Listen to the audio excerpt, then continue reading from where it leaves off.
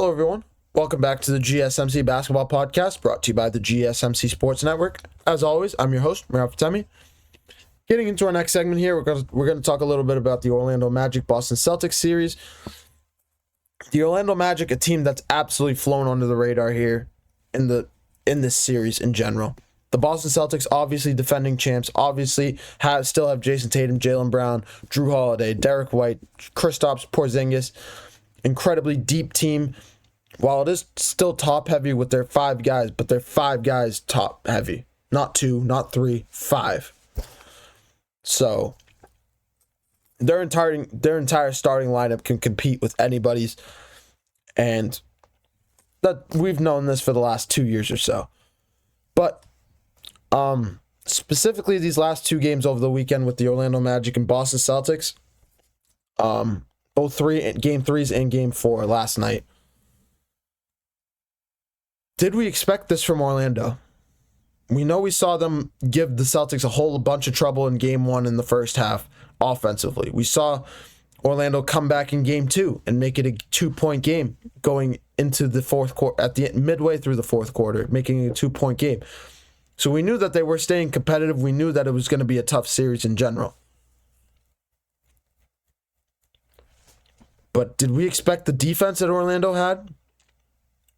We saw it against Atlanta, the way they went on a crazy run in the fourth quarter of that game in the play-in tournament. We saw in game 3, they went on a, I believe it was either 19-1 or 20-1 run in the third quarter to take the lead in game 3, and that honestly was a big reason why they won this game. Game 3 was a masterclass performance from Mo Wagner and Paolo Banchero. Both players have been studs in this series, have been the driving factor for this offense, have been carrying the offense. It's been a 2-man show, really, for this Magic team. But defensively, it's been incredibly physical. It's been incredible defense on the Boston Celtics, putting them into bad spots, forcing them into bad shots, forcing turnovers, just being in general, discombobulating the offense. Forcing Boston into bad threes. We know Boston likes to take a lot of threes, but the Orlando Magic have been forcing them to take bad threes. Is something that we haven't seen teams do, beating them at their own game, forcing them to take bad shots. And it's been Joe Mazzulla's MO, but in game 4, it was really they continued the Magic almost won game 4. Let's be honest here. Before we go any further, the Magic were probably 2 or 3 possessions away, especially down the stretch, were 2 and 3 possessions away from winning this game. The Boston Celtics really forced their size, willed their size, honestly, on the Orlando Magic in this game. Just getting to the free throw line at will, getting into the paint, forcing their size, forcing their strength, imposing their will on Orlando. Orlando was still trying to do the same thing, but at the end of the day, offensively is their problem. At the end of the day, it's their offense that's the problem.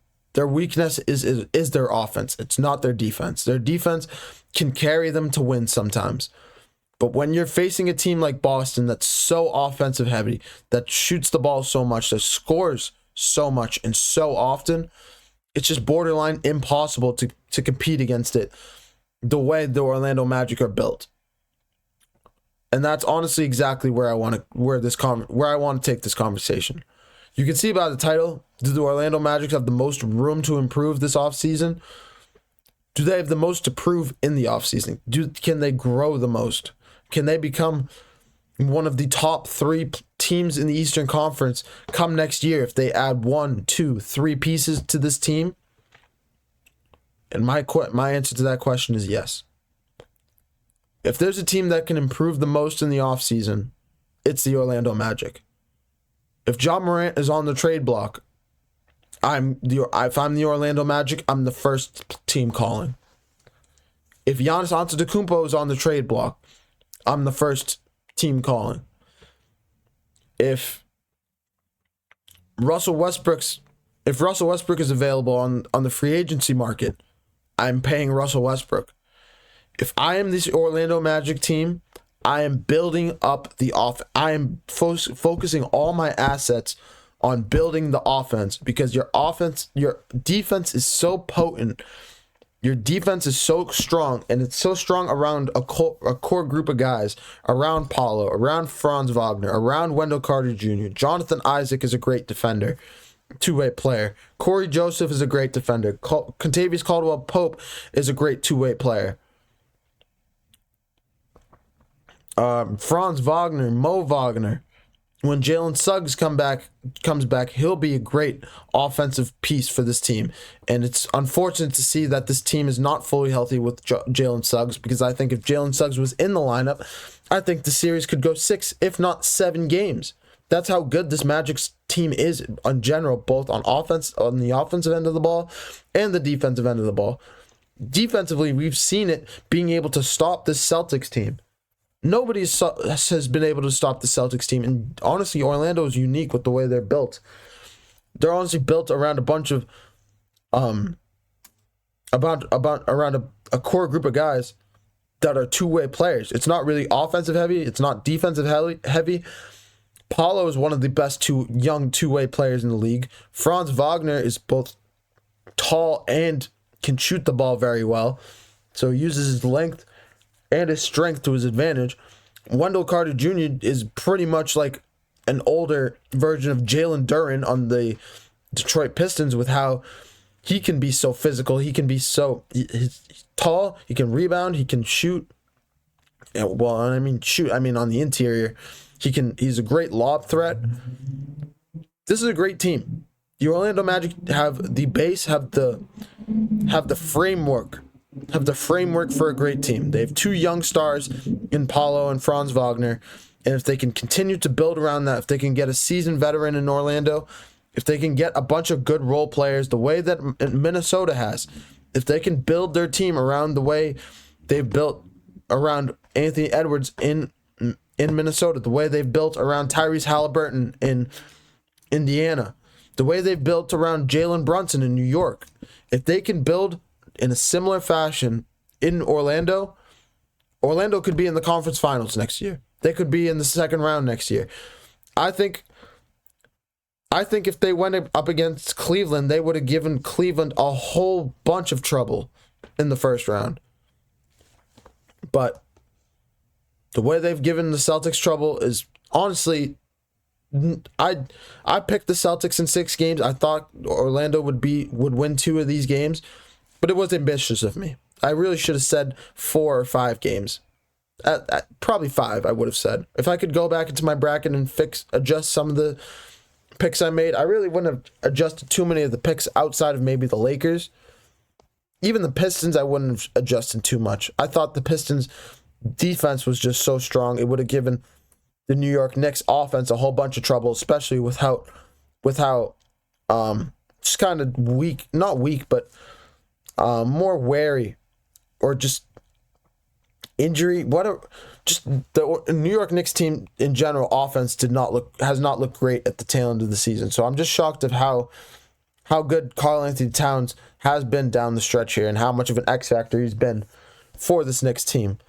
But going back to Orlando, I think Orlando is 2, if not 3 pieces away from being one of the top tier teams in the Eastern Conference. We've seen them give Boston trouble. We've seen them give Cleveland trouble.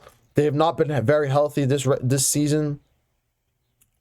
I believe a lot of the time Paolo was hurt for a big chunk of the season. Franz Wagner was hurt for a big chunk of the season. Jalen Suggs obviously has been hurt since February. In general, we just know this.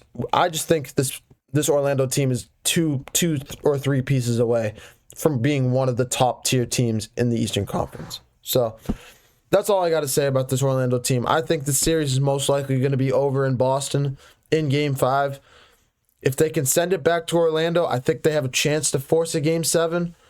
But we've seen this Orlando team, not even this year, but last year as well, They lost all 4 games in Cleveland. They won all 3 games in Orlando.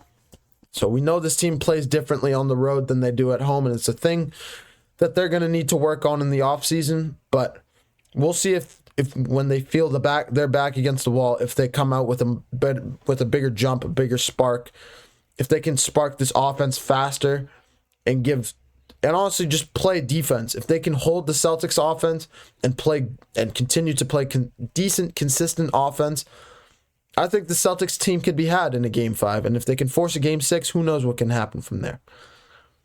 But yeah, that's all I got to say.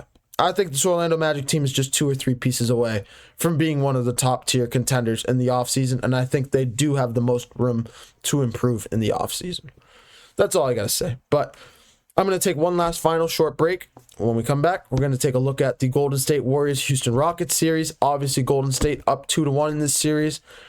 Jimmy Butler still questionable for this game. I'm gonna give a little bit of an update on Jimmy Butler.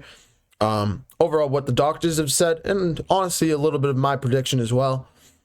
And then talk a little bit about the Golden State Warriors and honestly how this game is is a must-win game for the Houston Rockets if they want to continue to have a chance in this series. I'm going to take a short break, and when we come back, we're going to take a look at Golden State Warriors versus Houston Rockets basketball.